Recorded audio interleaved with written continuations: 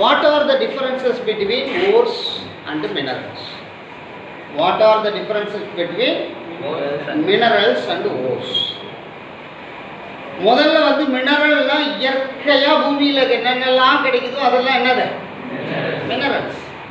இயற்கையா பூமியில எதெல்லாம் கிடைக்குதோ, உதாரணமா பெருமுக்கல்ல கல் கிடைக்குது இல்லையா, கருங்கல்ல, அதுதான் பெஸ்ட் கருங்கல். உனக்கு தெரியாது அந்த கருங்கல் என்ன பண்றாங்க, நம்ம ஊருக்கு கூட கொடுக்கறது கிடையாது. ஓஸ்தி கருங்கல் என்ன பண்ணிடுறது, எக்ஸ்போர்ட் பண்ணிடுறது, வெளிநாட்டுக்கு அனுப்பிடுவாங்க. அதே போல் நல்ல குவாலிட்டியான இறாவாக இருந்தால் என்ன பண்ணிடுறாங்க, அதை மட்டும் வெளிநாட்டுக்கு அனுப்பிடுவாங்க. அதில் அந்த சின்னதாக இருக்குதுல்ல, அது அந்த பிஞ்சு பழகா போல் சின்னதாக ஒன்று, அதை மட்டும்தான் நம்ம ஊருக்கு விற்கிறது. அப்போ கருங்கல் கிடைக்குதா, அது மீன் இயற்கையாக கிடைக்கிற இந்த எலமெண்ட்ஸுடைய காம்பவுண்ட்ஸ் தான் நம்ம என்னன்னு சொல்கிறோம், minerals. All the naturally occurring substances in the earth crust. Earth crust இயற்கையாக பூமியில் கிடைக்கிற எல்லாத்தையும் நம்ம என்ன சொல்கிறோம், minerals. All the naturally occurring substances in the earth crust are called minerals. சரியா? இப்போ என்ன சொல்ல வராங்கன்னா, இப்போ பாக்சைட் அப்படின்ற ஒரு மினரல் இருக்குது, பூமியிலேருந்து எடுக்கிறாங்க. பூமியிலேருந்து எடுக்கிற எல்லாமே மினரல்னு சொல்லியிருக்கிறோம். இந்த மண், கல், எது கிடைக்குதோ. இதில் பாக்சைட் என்ற மினரல் பூமியிலேருந்து வெட்டி எடுக்கிறாங்க. யாராவது பாக்சைட்டுக்கு ஃபார்முலா சொல்லுவீங்களா? 10th கூட வந்திருக்குன்னு நினைக்கிறேன். பாக்சைட்டுக்கு Al2O3 SiO2 2H2. சரியா? இதில் பாக்சைட், இதில் வந்து ஓர் வந்து Al2O3, தேவையில்லாத அன்வான்ட் சிலிஷியஸ் மெட்டீரியலாக தான் SiO2, அதை ரிமூவ் பண்ணணும். பாக்சைட் அப்போ எதனுடைய இது மினரல்? அலுமினியத்தோட மினரல். அதில் அலுமினியம் இருக்குது. அடுத்தது சைனா கிளே. ரெண்டாவது வந்து சைனா கிளே. ஏரி களிமண்லையும் என்ன இருக்குது, அலுமினியம் இருக்குது. இது ரெண்டும் அலுமினியத்தோட மினரல்ஸ். இதுவும் அலுமினியத்தோட மினரல், இதுவும் அலுமினியத்தோட மினரல். இப்போ ஓர்னா என்ன சார்னு கேட்டீங்கன்னா, இப்போ நாம் இந்த அலுமினியத்தை எக்ஸ்ட்ராக்ட் பண்ணுறதுக்கு களிமண்ணை எடுத்துக்கிட்டு அதிலிருந்து அலுமினியத்தை எக்ஸ்ட்ராக்ட் பண்ணோம்னா லாபகரமாக இருக்காது, சிக்கனமாகவும் இருக்காது, எளிமையாகவும் இருக்காது. ஆனால் பாக்சைட்லேருந்து அலுமினியத்தை எக்கனாமிக்கலாகவும் இருக்காது. பாக்சைட்லேருந்து அலுமினியத்தை எக்ஸ்ட்ராக்ட் பண்ணோம்னா எக்கனாமிக்கலாக இருக்கும், நல்ல லாபம் கிடைக்கும், எளிமையாக இருக்கும், அதான் சிக்கனமாகவும் இருக்கும், லாபகரமாகவும் இருக்கும். ஸோ அதனால் எப்போவுமே அலுமினியத்தை எந்த அலுமினியத்தோட எந்த மினரல்லிருந்தும் எக்ஸ்ட்ராக்ட் பண்ணுறாங்க, பாக்சைட்லேருந்து மட்டும்தான் அலுமினியத்தை எக்ஸ்ட்ராக்ட் பண்ணுறாங்க. அந்த சைனா கிளே களிமண் இருக்கு இல்லையா, களிமண்ணிலேருந்து அலுமினியத்தை என்ன பண்ணுறது கிடையாது, எக்ஸ்ட்ராக்ட் பண்ணுறது கிடையாது. ஏன்னா அப்படி களிமண்ணிலிருந்து அலுமினியத்தை எக்ஸ்ட்ராக்ட் பண்ணுற ஒரு தொழிற்சாலை வச்சான்னா அது லாபகரமாக இருக்காது, சிக்கனமாக இருக்காது, எளிமையாக இருக்காது. அதனால் always we extract aluminium from bauxite. So அப்போ அலுமினியத்தை, அது பாக்சைட்டை நாம் அலுமினியத்தின் ஓர்னு சொல்லணும், கிளேவை வந்து அலுமினியத்தின் மினரல்னு மட்டும்தான் சொல்லணும். அலுமினியத்தோட ஓர்னு கேட்கும் பொழுது எதை சொல்லக்கூடாது, சைனா கிளேவை சொல்லக்கூடாது. ஸோ அப்போ வாட் இஸ் அன் ஓர்னு கேட்டாங்கன்னா, ஓர் is a mineral from which a metal can be extracted profitably, economically and conveniently. So we conclude that all the minerals are not ores, but all the ores are minerals. எல்லா ஓரும் மினரல்னு சொல்லலாம், ஆனால் எல்லா மினரலையும் ஓர்னு சொல்லக்கூடாது. அப்போ இதே for example பார்த்தா இரும்பு இருக்கு இல்லையா, நம்ம வீடு கட்டுறதுக்கு இரும்பு இல்லாமல் வீடு கட்ட முடியும், ஒரு பாலம் கட்டுறாங்க இரும்பு இல்லாமல் கட்ட முடியும்.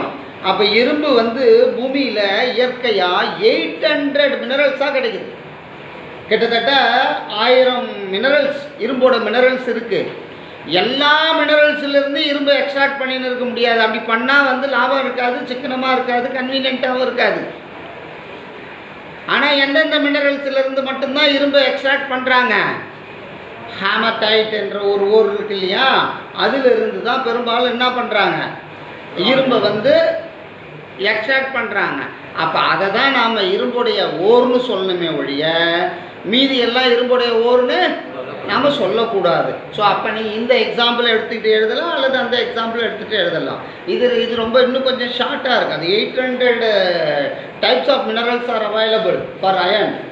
அதில் out of 800 only 2 some few, அதாவது 1 or 2 are used for the extraction of iron from iron. சரியா? தட் இஸ் ஹேமடைட்னு சொல்கிறோம். அப்போ அதுதான் ஓர்னு சொல்கிறோம். இப்போ நல்லா புரிஞ்சிச்சா? அப்போ இதை எடுத்துக்கிறத. ஸோ அப்போ மறுபடியும் ஒரு முறை நம்ம மினரல்ஸுக்கும் ஓர்ஸுக்கும் டிஃப்ரென்ஸை சொல்லுன்னு கேட்டால் நீ ஃபஸ்ட்டில் என்ன சொல்லணும், all the naturally occurring substances of the elements from the earth crust or in the earth crust are called minerals, and ore is a mineral from which a metal can be extracted profitably, economically and conveniently. For example, bauxite is the aluminium. Bauxite is the aluminium, ore of aluminium, but this China clay is not that ore of aluminium. China clay is only the mineral of aluminium, but it is not the ore of aluminium. இது புரிஞ்சுக்கிட்டா? இப்போ நாம் அடுத்தது, what are the various steps involved in the extraction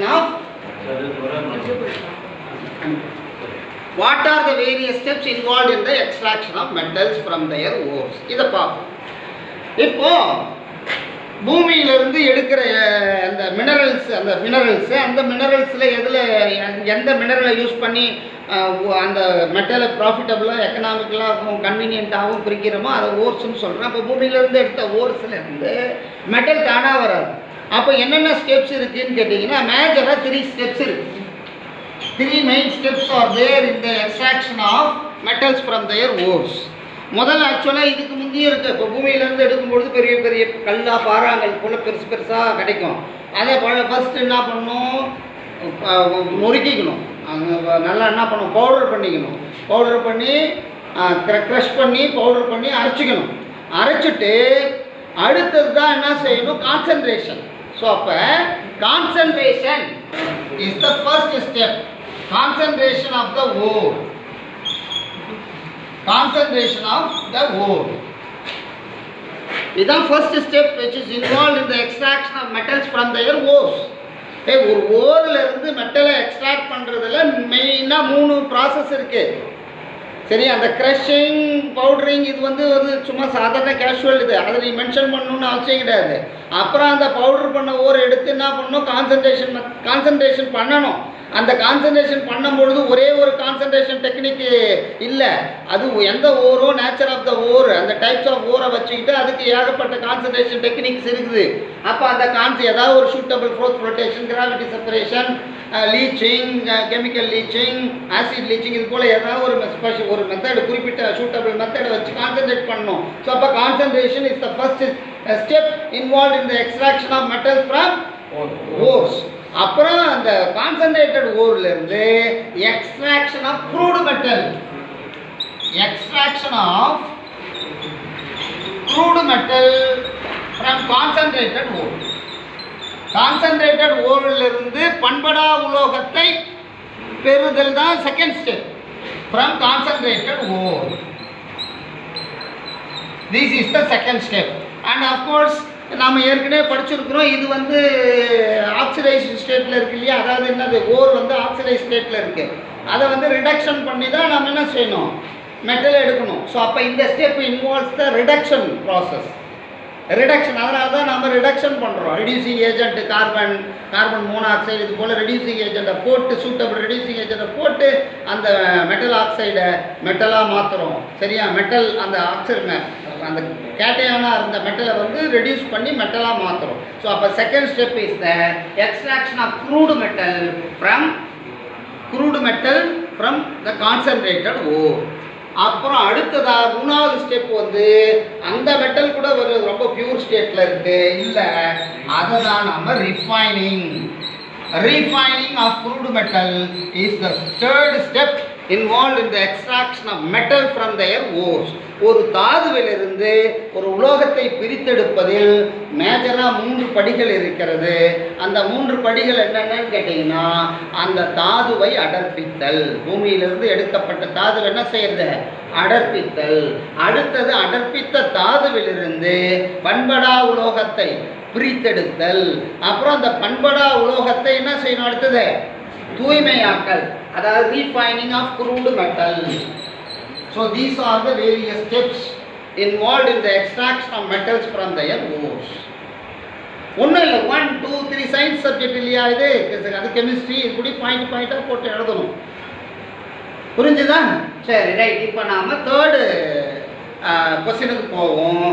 தேர்டாக நாம் என்ன discuss பண்ண போகிறோம்னா, ஒரு நிக்கலை ரீஃபைன் பண்ணுறதுக்கு ஏதாவது ஒரு மெத்தட் எழுது.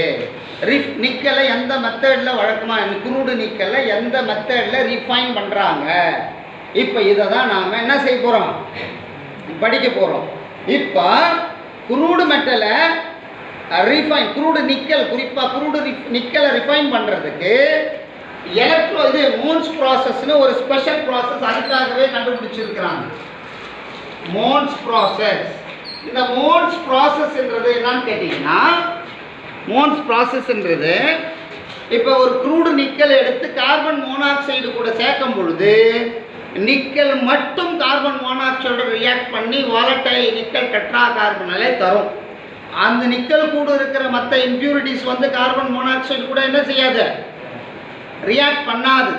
அதனால் நாம் வந்து நிக்கலை எடுத்து இந்த crude nickel, and of course this is crude nickel. Crude நிக்கல்னா இம்பியூர் நிக்கல், புரியுதா? இந்த இம்பியூர் நிக்கலை எடுத்து கார்பன் மோனாக்சைடு கூட ரியாக்ட் பண்ணணும். நான் ஏற்கனவே சொல்லியிருக்கிறேன், கார்பன் சைஸுக்கே ஓ போட்டீங்கன்னா அது கார்பன் மோனாக்சைடு. கார்பன் பெருசாக போட்டுட்டு ஓவை சின்னதாக போட்டீங்கன்னா அதுக்கு அந்த எலமெண்ட்டுக்கு பேர், அந்த இதுக்கு பேர் என்ன? கோபால்ட்டுன்னு சொல்லணும். அதனால் நீ எழுதும் போதே கேர்ஃபுல்லாக நான் எப்படி எழுதியிருக்கிறேனோ அதே போல் எழுதணும். சி போட்டு அதே சைஸுக்கு ஓ போட்டுடணும். CO-னா carbon monoxide, it's a gaseous molecule. இப்போ இது ரெண்டையும் போட்டு ஒரு 300 அரௌண்ட் ஒரு 350 கெல்வினுக்கு சூடுபடுத்தும் போது it gives you a coordination compound called a volatile compound nickel tetracarbonyl. இப்போ இந்த நிக்கல் டெட்ராகார்பனலை எடுத்து நாம ஒரு 460 கெல்வினுக்கு ஹீட் பண்ணும் பொழுது pure nickel plus carbon monoxide. இந்த ரியாக்ஷன் எழுதுறது ரொம்ப ஈஸி. இதை எடுத்து இங்கே என்ன எழுதியிருக்கிறியோ அது இங்கே வந்துடணும். இங்கே என்ன எழுதியிருக்கிறியோ அதை இங்கே எழுதணும். அதனால் இது ஒன்றும் ஞாபகம் வச்சுக்கிறது ரொம்ப சிரமமான விஷயம் கிடையாது, ரொம்ப எளிமையான விஷயம்தான். ஆனால் இப்படியெல்லாம் நீ ஐடியா பண்ணி படித்தா மட்டும்தான் மைண்டில் நிற்கும். அது புரியுதா? இது ஆக்சுவலாக நான் ஏற்கனவே சொல்லியிருக்கிறேன். இது வந்து இதை கண்டுபிடிச்சது ஒரு எதேச்சியாக இந்த நம்ம இது இருக்கு இல்லையா, டூ வீலர் பைக்கெல்லாம் இருக்கு இல்லையா, பைக்கில் எல்லாம் வந்து வெள்ளையாக இருக்குதுன்னு சொன்னால் குரோமியம் நிக்கல், குரோமியம் அதுக்கு மேலே நிக்கல், இப்படி நிக்கல் கோட்டிங் குரோமியம் கோட்டிங் கொடுத்து வச்சுருப்பாங்க துருபிடிக்கூடாதுன்றதுக்காக. அது உள்ள வெறும் இரும்பு தான் இருக்கும். துருபிடிக்கா கரோஷன் இருக்கு இல்லையா, ரஸ்டிங்கை ப்ரிவெண்ட் பண்ணுறதுக்காக அது போல் தஞ்சு வச்சுருப்பாங்க. அதே போல் அந்த புகைப்போக்கி இருக்கு இல்லையா பைக்கில், அந்த புகைப்போக்கிலையும் வந்து நிக்கல்னால தான் செஞ்சுருக்குறாங்க. இப்போ அதுலேருந்து வர்ற புகையில் வழக்கமாக ஒரு ஆட்டோமொபைல் புகையில் வழக்கமாக என்னென்னலாம் இருக்கும்னா கார்பன் மோனாக்சைடு இருக்கும், கார்பன் டை ஆக்சைடு இருக்கும், SO2 இருக்கும், SO3 இருக்கும். சரியா? இதெல்லாம் இருக்கும். இப்போ இதெல்லாம் அந்த CO2ன்றது ரியாக்ட் பண்ணாது. அது வந்து என்ன ஒரு ஸ்டேபிள் காம்பவுண்ட், அது டபுள் பாண்ட்லாம் இருக்கிறதா வெளியே போயிடும். CO வந்து அந்த இருக்கிற நிக்கல் கூட ரியாக்ட் பண்ணி அந்த இடத்துல ரியாக்ட் பண்ணி அந்த நிக்கலோட ஒரிஜினல் மெட்டலோடைய ப்ராப்பர்ட்டியெல்லாம் இழந்திருந்தது. அதுக்கப்புறம் அதை எடுத்து ஒரு என்ஜினியர், அந்த மாண்ட் என்ற என்ஜினியர் பைக்கில் தான் அது போல், அப்புறம் அதை எடுத்து ஆராய்ச்சி பண்ணும்பொழுது தான் அந்த நிக்கல் அந்த புகையில் வந்த கார்பன் மோனாக்சைடோடு சேர்ந்து நிக்கல் டெட்ராகார்பன் என்ற சேர்மத்தை கொடுத்துருக்கு அப்படின்னு சொல்லி ஆராய்ச்சி பண்ணி அப்புறம் எடுத்து அதுலேருந்து மறுபடியும் நிக்கல் வருதான்னு பார்த்தாங்க. வருது. அந்த ப்ராசஸ் தான். மற்ற மெட்டல்ஸ், சில மெட்டல்ஸ் தான் அது போல் வரும். மற்ற மெட்டல்ஸ் கார்பன் மோனாக்சைடு கூட ரியாக்ட் பண்ணல. அதனால் என்ன செய்யலை, இந்த இதை பயன்படுத்திக்கிட்டு நிக்கல் எக்ஸ்ட்ராக்ட் நிக்கல் ரிஃபைனிங்க்கு யூஸ் பண்ணிட்டாங்க. இப்போ இந்த நிக்கல் வந்து அஃப்கோர்ஸ் 100% பியூர் நிக்கல். இந்த மெத்தட் வந்து நிக்கலுக்கு மட்டுமே உரித்தான மெத்தட். அப்போ நிக்கலை ரிஃபைன் பண்ணுறதுக்கு ஏதாவது ஒரு மெத்தட் சொல்லு, சூட்டபிள் மெத்தட், ஃபேமஸான மெத்தட் அப்படி ஏதாவது சொல்லுன்னு சொன்னால் நம்ம என்ன சொல்லணும்? மோன்ஸ் ப்ராசஸ் சொல்லணும். மோன்ஸ் ப்ராசஸ்னால் முழிக்கக்கூடாது, நிறைய வள எழுதணும்லாம் ஆசைப்படக்கூடாது. என்ன செய்யணும்? You take the crude metal and the crude metal is treated with carbon monoxide gas at heated with carbon monoxide gas at 350 Kelvin. When it is heated with carbon nickel, when nickel is heated with carbon monoxide 350, it gives another nickel tetracarbonyl, a volatile compound. And this nickel tetracarbonyl on heating, on decomposing, by heating at 460 degree, it gives you then nickel and carbon monoxide. This nickel is pure nickel, and the impurities, the unreacted metals are left behind in that vessel itself. This is how we purify, we refine nickel. Okay, புரிஞ்சுட்டா? சரி, இப்போ நாம் அடுத்த கொஸ்டினுக்கு போவோம். Electrolytic refining. இப்போ electrolytic refining என்னும்பொழுது நான் வந்து ஒரு படமே போடுறேன். உங்களுக்கு படம் புக்கில் இருக்காது, இருந்தாலும் அந்த படத்தை வந்து புரிஞ்சுக்கோங்க. இப்போ வந்து நாம் என்ன செய்கிறோம்னு கேட்டிங்கன்னா, எந்த மெட்டலை ரிஃபைன் பண்ணணுமோ, say for example silver, you want to refine silver by electrolytic refining process. இந்த மெத்தட் மோஸ்ட்லி எல்லா மெட்டலுக்கும் யூஸ் ஆகும். சில்வரு, காப்பரு, கோல்டு, இது போல் மோஸ்ட் ஆஃப் த மெட்டல்ஸுக்கு வந்து இந்த எலக்ட்ரோலிட்டிக் ரிஃபைனிங் இது யூஸ் பண்ண முடியும். Most of the metals can be refined by electrolytic refining technique. அப்போ எந்த மெட்டலை ரிஃபைன் பண்ணோமோ அந்த மெட்டலை வந்து இங்கே என்ன செய்கிறோம்? இப்போ silver, we want to refine silver by electrolytic refining. அப்போ சில்வர் போடுறோம். இந்த சில்வரை எடுத்து நீ என்ன செய்யணும்? ஒரு ஆனோடா மாற்றிக்கணும். என்னது இது? Impure silver. தடியாக போட்டால் impure silver. And a thin sheet of silver is taken as the cathode. இதில் வந்து கேத்தோடாக எடுத்துக்கிறேன். thin sheet of pure silver. இது pure silver. Now actually we are studying the electrolytic refining of silver. That is, we are studying the electrolytic refining of metals, taking example as the silver. And the silver என்ற உலோகத்தை நாம் மின்னார் தூய்மையாக்கல் முறையில் தூய்மைப்படுத்துறதை படிச்சுன்னு இருக்கிறோம். அப்போ மின்னார் தூய்மையாக்கல் முறையில் சில்வரை ரிஃபைன் பண்ணுறதுக்கு என்ன பண்ணணும்? அந்த செகண்ட் ஸ்டெப்பில் வந்து பாரு. ஃபர்ஸ்ட் ஸ்டெப் வந்து கான்சன்ட்ரேஷன் ஆஃப் த ஓர். அப்புறம் வந்து ரெண்டாவது step extraction of crude metal from the concentrated ore. அந்த க்ரூடு மெட்டலை தனியாக அப்படி மொத்தையாக சேர்த்து பெருசாக எடுத்துக்கணும். அப்புறம் ரெண்டாவது இங்கே வந்து நம்ம எந்த சில்வர் ஒரிஜினல் சில்வர் வந்து ஒரு தின் ஷீட்டாக செஞ்சு அதை கேத்தோடாக எடுத்துக்கணும். இதில் என்ன பண்ணணும்? அதனுடைய உப்பு, எந்த மெட்டலை எக்ஸ்ட்ராக்ட் பண்ணுறதையோ அந்த மெட்டலுடைய சால்ட்டு, இதில் வந்து சில்வர் நைட்ரேட் கரைசல் எடுத்துக்கணும். சில்வர் நைட்ரேட் சொல்யூஷன் கரைச்சி எடுத்துக்கணும். சில்வர் நைட்ரேட்லாம் ஒன்றும் பார்க்காத இது இல்லை. இப்போ உதாரணம் ஓட்டு போடுறோம் இல்லையா? இப்போ தானே உள்ளாட்சி தேர்தல் நடந்துச்சு. உள்ளாட்சி தேர்தல் நடக்கும்பொழுது ஓட்டு போட்டாங்க இல்லையா? ஓட்டு போடும்பொழுது என்னது? மை வச்சாங்களே, அழியாத மை, அதுதான் சில்வர் நைட்ரேட். அதே போல் இந்த இப்போ முடி ரொம்ப நடிச்சிருக்கா, டை அடிங்கன்னு சொல்லுவாங்க சிலர். அதில் டை அடித்தோம்னா அது சில்வர் நைட்ரேட் காம்பவுண்டு தான் இருக்கும். அது போய் அது ஏன் சார் அந்த இங்கும் நானும் ஓட்டு போடுறேன், அவ்வளோ ஒரு கருப்பு மை பேனா வச்சு மை வச்சேன், அப்புறம் சோப் போட்டு குளிச்ச உடனே என்ன ஆயிடுச்சு? காணாமல் போயிடுச்சு. அப்போ ஏன் சார் இந்த மை அதில் ஓட்டலாம், அந்த மை ஓட்டலாம்? அது சில்வர் நைட்ரேட்டோட ஸ்பெஷல் கேரக்டரிஸ்டிக்ஸ். அதாவது சில்வர், அதுக்கு தனியாக நாம் அது வரும்பொழுது படிக்கலாம். சரியா? அதே போல் டையில் கூட இப்போ நம்ம சரி டை அடிக்கணும், நான் பாட்டில் எடுத்து ஒரு கருப்பிங்க இருக்குது இல்லையா, பாட்டிலில் கருப்பிங்க இருக்குது இல்லையா, சீப்பாக கிடைக்குது, எடுத்து நான் மாண்டு பூசின்னு வந்துடலாமா? வந்தால் எவ்வளோ நாளைக்கு நிற்கும்? அடுத்த நாள் சோப் போட்டு குளிக்கும் போது காணாமல் போயிடும். அப்போ ஏன் அந்த சில்வர் நைட்ரேட் பேஸ்டு அந்த டை மட்டும் முடியில் ஒட்டிக்கின்னு அழகாக 1 மாதம் 2 மாதம் வரை அப்படியே இருக்கு?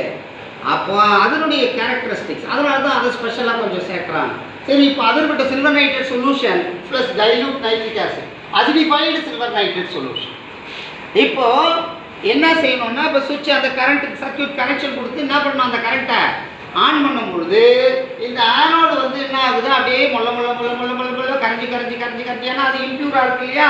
அதனால் கரைஞ்சி அதில் ஏதாவது அசுத்தங்கள் இருந்தால் இந்த இடத்துல அப்படியே மட்டா அப்படியே தங்கிடும். இந்த சில்வர் அயானா மாறி அந்த சில்வர் அயான் கேத்தோடில் போய் அப்படியே டெபாசிட் ஆகிடும். ஏற்கனவே அது பியூர் சில்வர் தான், அது கூட வந்து டெபாசிட் ஆகி கடைசியில் பியூர் சில்வர் எங்கே இருந்து எடுக்குது, கேத்தோட அப்படியே கட்டி யூஸ் பண்ணிக்க வேண்டியது தான். ஆனோட மட்டும் கரைஞ்சி காணாமல் போயிடும். So this is how silver is refined electrolytically from crude silver. இதில் வர்ற ரியாக்ஷன் நீ சொல்லணும். ஸோ அப்போ இது வந்து நான் படமாக சொன்னேன்னா உன் புக்கில் பார்த்தீங்கன்னா இப்படி ஸ்டேட்மெண்ட்டாக இருக்கும். ஸ்டேட்மெண்ட்டாக இருக்கும் பொழுது என்னன்னா கேத்தோடு, ஆனோடு, இந்த இங்கே மேலே நான் டிஸ்கிரைப் பண்ணதை ஒன்று ஒன்றா எழுதணும். Cathode, anode, electrolyte. எலக்ட்ரோலைட் வந்து of course silver nitrate solution plus dilute sulphuric acid அல்லது acidified silver nitrate solution. Acidified silver nitrate solution AgNO3. அசிடிஃபைடுனா ஒன்றும் கிடையாது, ஆசிடை சேர்த்துக்கணும். எங்கேயாவது கெமிஸ்ட்ரி புக்கில் அசிடிஃபைடு அப்படின்னா அந்த கரைசலில் கொஞ்சம் ஆசிட் ரெண்டு சொல்லிட்டு ஆசிடை போட்டுக்கணும். ஆல்கலிஃபைடு அந்த கரைசலில் கொஞ்சம் ஆல்கலி சோடியம் ஹைட்ராக்சைடை போட்டுக்கணும். சரியா? ஆசிடை ஊற்றும் பொழுது இந்த காமன் இருக்கிறப்பல AgNO3னா HNO3 ஊற்றணும். நம்ம ஊற்றுற ஆசிடில் அந்த காமன் அந்த அந்த சால்ட்டில் இருக்கிற அந்த அயான் இருக்காப்புல போட்டுக்கணும். ஆனோடு இப்போ தான் நான் பெருசாக போட்டிருக்கிறேன். Impure silver, impure silver, and cathode is pure thin sheet of silver, pure thin sheet of silver. அவ்வளோதான். இப்போ நாம் on passing electricity anode dissolves and get deposited at the cathode. அதுக்கு ஒரு ரியாக்ஷனும் எழுதணும். இப்போ ஆனோடில் என்ன ரியாக்ஷன் நடக்குது? ஆனோடில் நாம் வச்சிருந்த சில்வர் வந்து சில்வர் அயானா மாறும் ஒரு எலக்ட்ரானை லூஸ் பண்ணி. அதே போல் கேத்தோடில் என்ன ரியாக்ஷன் நடக்குது? கேத்தோடில் வந்து ஒரு எலக்ட்ரானை எடுத்துக்கிட்டு அது கேத்தோடு சில்வராக மாறுது. ஆனோடில் உங்களுக்கு ஏற்கனவே தெரியும் ஆக்சிடேஷன் டேக்ஸ் பிளேஸ். ஆனோடு அப்படின்னா வச்சுக்கணும். ஆனோடில் நடக்கிற ரியாக்ஷன் ஆக்சிடேஷன் ஞாபகம் வச்சுக்கிறதுக்காக. கேத்தோடில் நடக்கிற ரியாக்ஷன் ரிடக்ஷன். ஆக்சிடேஷனுக்கு ஆப்போசிட் ரிடக்ஷன். அதனால ஆனோடில் ஆக்சிடேஷன் நடக்கும். ஆக்சிடேஷன்னா என்னன்னு கேட்டிங்கன்னா லாஸ் ஆஃப் எலக்ட்ரான். அப்போ ஈஸியாக எலக்ட்ரான் அந்த பக்கம் அது எழுந்தது, அதனால எலக்ட்ரானை ரிமூவ் பண்ணிட்டு எழுது. கேத்தோடில் நடக்கிற ரியாக்ஷனுக்கு பேர் ரிடக்ஷன். அந்த ரிடக்ஷன்ன்றது கெயின் ஆஃப் எலக்ட்ரான். அதனால தான் அந்த பக்கம் எலக்ட்ரானை போட்டிருக்கோம். அப்போ Ag plus L plus electron gives Ag. இந்த ரியாக்ஷனை நீ எழுதி காமிக்கணும். சரியா? இப்போ அதுதான் மறுபடியும் நீ டிஸ்கிரைப் பண்ணோம்னா இது கரண்ட் பாஸ் பண்ணும்பொழுது இது அப்படியே மெல்ல கரைஞ்சி சில்வர் அயானா மாறும். இந்த சில்வர் அயான் கரைசலில் வந்து அப்படியே போயிட்டு என்ன ஆகும்? கேத்தோடில் போயிட்டு டெபாசிட் ஆகிடும். சரியா? இது கடைசியில் வந்து சுத்தமாக கரைஞ்சிடும். அது கடைசியில் ஒரு வரி எழுதணும். என்ன எழுதணும்? On passing current the anode dissolves. சரியா? இந்த அயனைஸ் ஆகுது இல்லையா? anode dissolve கரைஞ்சி கேத்தோடில் deposit. anode dissolves and get deposited at the cathode. So இது இந்த சில்வருக்கு தான் கிடையாது. இப்போ ஒன்றும் இல்லை. இப்போ how copper is refined electrolytically, how copper is refined electrolytically கேட்குறாங்கன்னா நீ என்ன செய்யணும்னா எங்கெல்லாம் சில்வர்னு இருக்குதோ அந்த இடத்தெல்லாம் அழிச்சிட்டு காப்பர்னு போட்டுக்கணும். இப்போ இங்கே இந்த இடத்துல சில்வர் நைட்ரேட்டுக்கு பதிலாக காப்பர் சல்ஃபேட், ஃபேமஸான காப்பர் உப்பு காப்பர் சல்ஃபேட். அதே போல் ரியாக்ஷன் எழுதிடணும். காப்பர் போட்டு copper 2++2 electron, copper 2++2 electron gives copper. காப்பருக்கு தான் கேட்குறாங்களா? கோல்டு கேட்குறாங்க. அப்படியே எல்லாத்தையும் கோல்டுன்னு மாற்றிக்கணும். இது எல்லாத்துக்கும் அப்ளிகபிள். திடீர்னு கோல்டு இஸ் ரிஃபைன்ட் எலக்ட்ரோலிட்டிக்கலின்னு கேட்டால் அது தெரியாது. எங்கள் சாருக்கு சில்வருக்கு தான் சொல்லி கொடுத்தாரு, கோல்டுக்கு சொல்லிக் கொடுக்கலன்னு சொல்லக்கூடாது. இப்போ நீ ஒரு இதுக்கு என்ன ஒரு அப்ளிகேஷனை ஃபில்அப் பண்ணணும், மாடலுக்கு ஏதோ ஒரு அப்ளிகேஷன் கையில் கொடுக்குறோம், அதில் ரேவதி இருக்குதுன்னா நீ அதில் உன் பேர் இருக்கிற இடத்துல நீ உன் பேர் தான் எழுதணும். மாடலுக்கு தான் அதை கொடுத்துருக்காங்க. அதே போல் தான் இங்கேயும் how gold is refined electrolytically கேட்டால் இங்கே என்ன பண்ணணும்? இந்த படம் நீ போடணும்னு அவசியம் இல்லை. அவங்க புரியறதுக்காக நான் போட்டேன். Cathode pure gold, anode impure gold, electrolyte gold chloride AuCl3 salt solution plus hydrochloric acid. ஆசிடில் எப்பயுமே HCl HNO3 H2SO4 இந்த மூணுத்தையும் கையில் வச்சுக்கணும். இப்போ காப்பர் சல்ஃபேட் போட்டால் H2SO4, இது இப்போ ஒரு வேளை வந்து நம்ம வந்து பிளாட்டினம் குளோரைடுன்ற ஒரு இதை பண்ணும்பொழுது அதில் சிஎல் வருது இல்லையா, பிளாட்டினம் எக்ஸ்ட்ராக்ஷன் வருதுன்னு வச்சுக்கோ, அப்போ ஹெச்சிஎல் போட்டுக்கணும். எந்த சால்ட்டு போடுறியோ அந்த சால்ட்டில் ஒரு இது இருக்கும் ஆனியான். அந்த ஆனியான் இருக்கிற அந்த ஆனியான் காமனாக இருக்கிற ஒரு ஆசிட் எடுத்து அதில் போட்டுக்கணும்.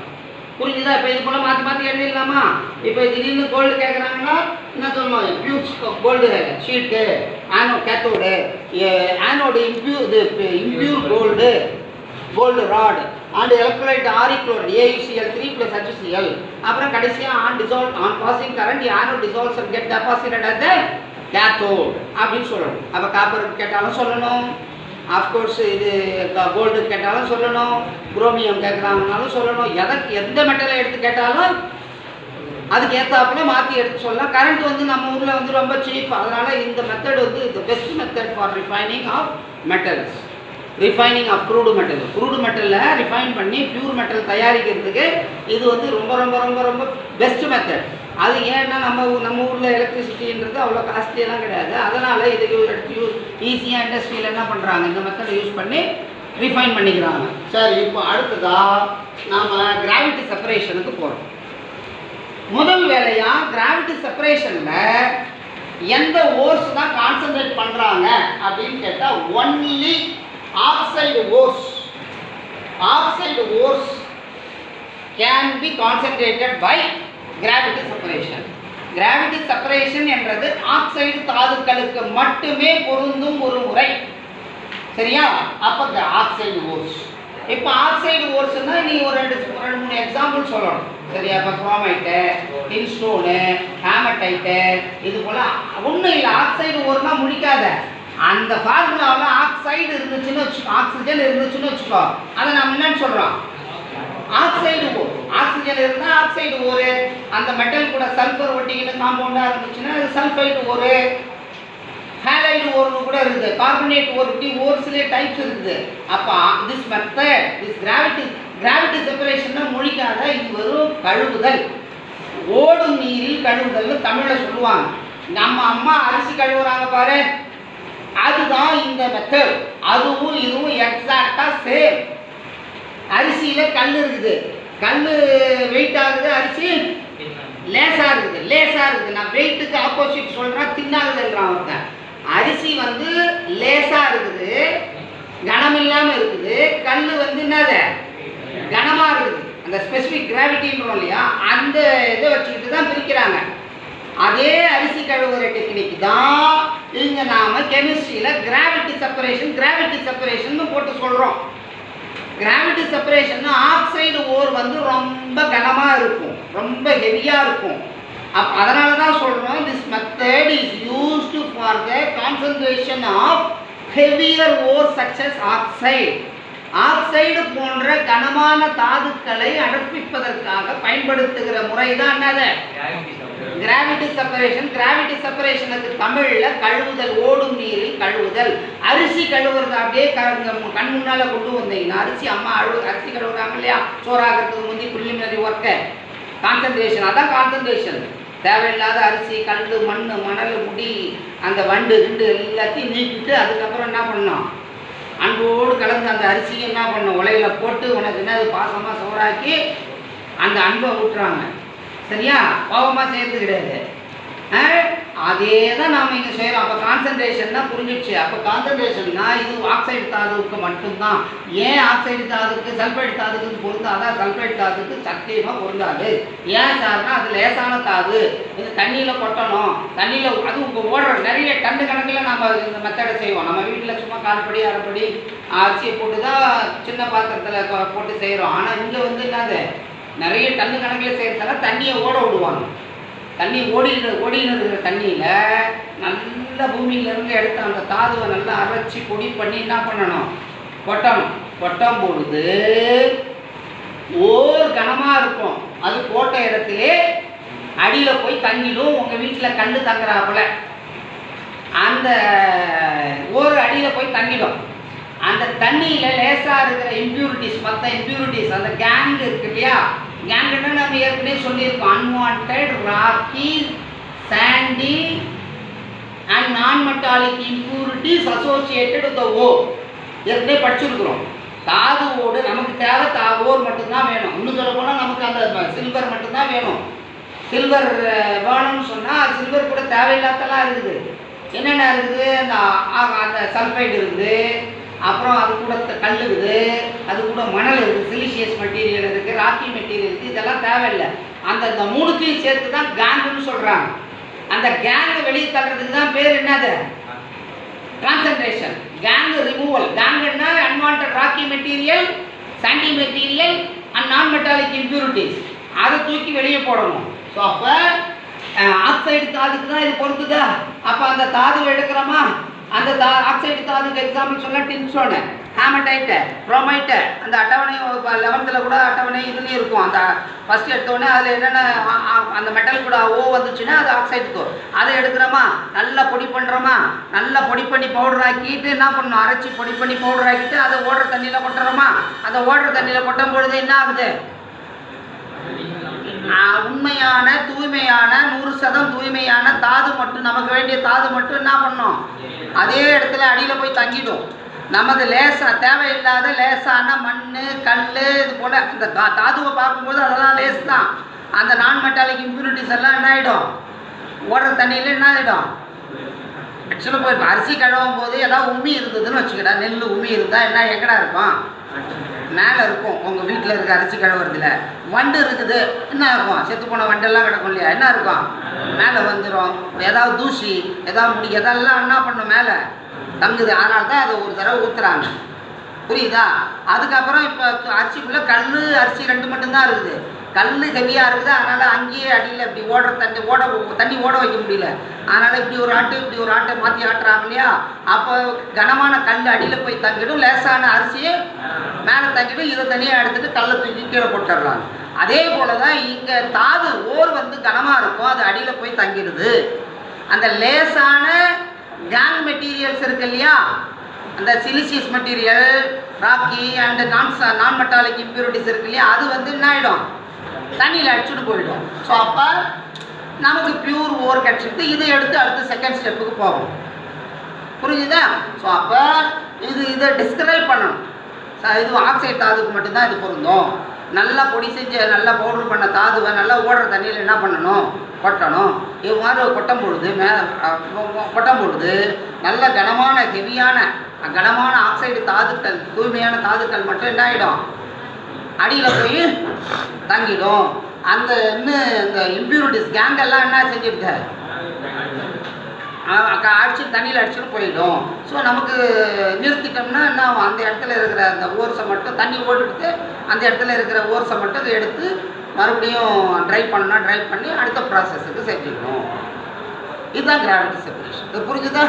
கொஞ்சம் ஓரளவுக்கு என்ன பண்ணோம்? எழுதும் பொழுது ரொம்ப மனப்பாடம் பண்ணி அப்படியே கமா முற்றுப்புள்ளி விடாமல் அப்படியே திருப்பி ரிப்பீட் பண்ணணும்னு ஆசைப்படக்கூடாது. என்ன பண்ணணும்?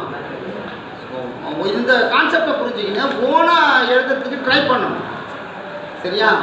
ஓனாக ஏன்னா இது நம்ம மனப்பாடம் பண்ணி மக்கப் பண்ணியெல்லாம் அவங்க மார்க் வாங்க முடியாது. இப்போ இருக்கிற சிஸ்டத்தில். அப்போ நீங்கள் மனப்பாடம் பண்ணி போய் திருப்பி சொல்லி மார்க் வாங்கிட முடியாது. அதெல்லாம் அண்டர்ஸ்டாண்டிங் டெஸ்ட் பண்ணுறது, ஒரு நாலேஜை டெஸ்ட் பண்ணுறது, ஸ்பீடு அக்யூரசி டெஸ்ட் பண்ணுறது, இப்படி தான் கொஸ்டின்ஸ் எல்லாம் கேட்குறாங்க. அதனால் இதை புரிஞ்சு படித்து சொந்தமாக எழுதணும். ஒரு தடவை படிச்சுட்டு ஓனாக ரிப்பீட் பண்ணுறது. எழுதுகிற வடிவில் ஏதாவது சின்ன மிஸ்டேக் வந்தால் கூட பயப்படக்கூடாது. அந்த மாதிரி சொந்தமாக எழுதணும். தேங்க்யூ.